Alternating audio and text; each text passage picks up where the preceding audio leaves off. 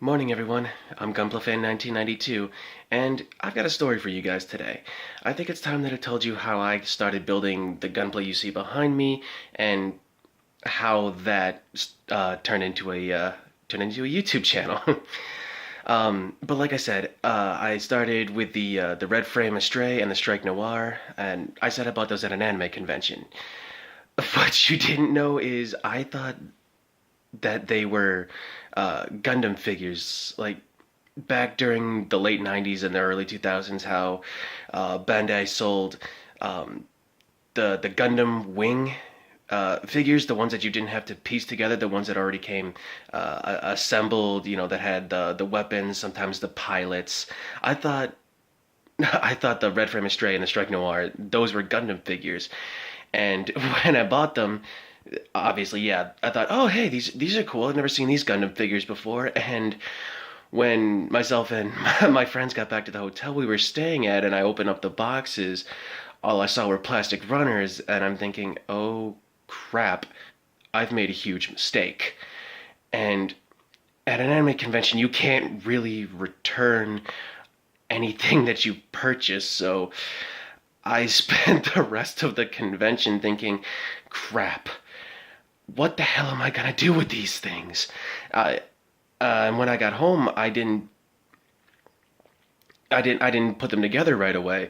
I just, I stared at the boxes thinking, crap, that's $26 down the drain, and I'm never really gonna put these together because at that time I thought models required paint. I thought they required glue. It'd just be a real big pain in the ass.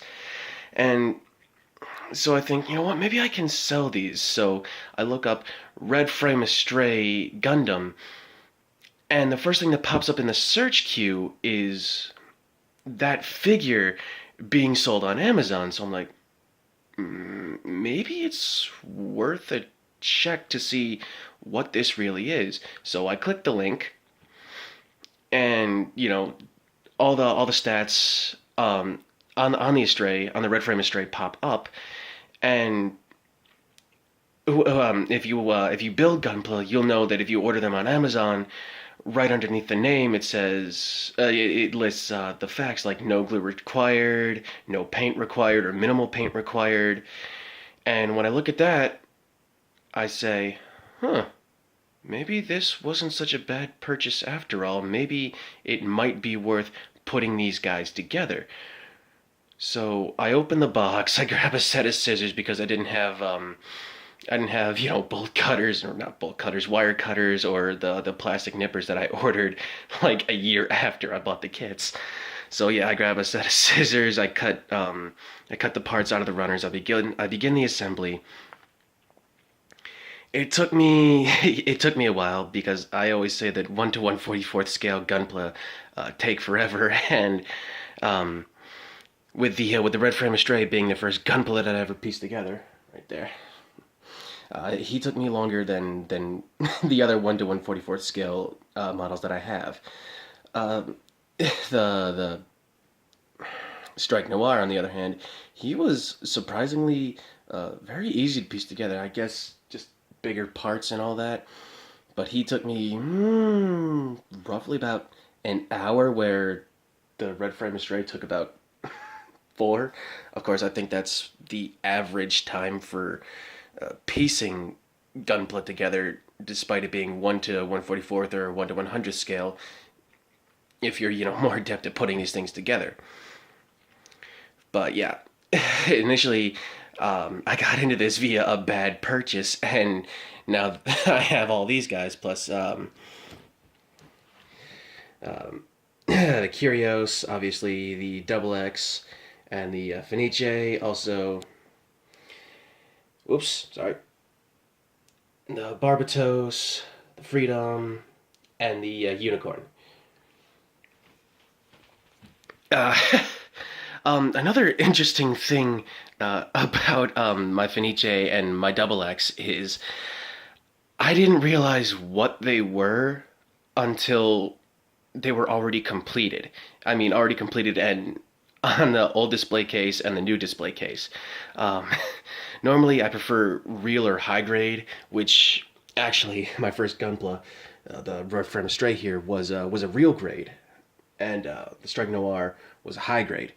But I didn't realize that the that the Fenice nor the Double X were both master grade Gunpla, which might explain why it was so agonizingly difficult to put the Fenice together. It took me forever. It took me, oh jeez, what did I say in that other video? I said I think it took me from 9 in the morning to about 5 in the evening for that thing to be fully completed. But at the time, I didn't know that they were master grade Gunpla, so oh well.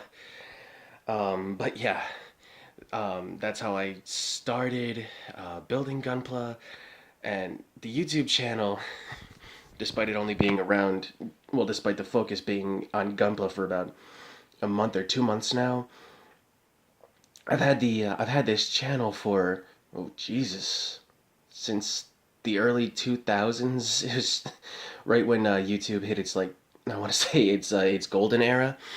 You know, people just were just screwing around with it. They didn't know what they were gonna do with their channels,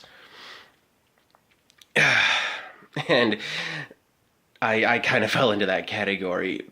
And fast forward to about 2 months ago, my coworker, who actually was deciding to start a YouTube channel of his own, said, "Hey, why don't you make a YouTube channel based around your Gunpla?" And I'm like, "You think that would be a good idea?" He said, "Well, you never know until you try it."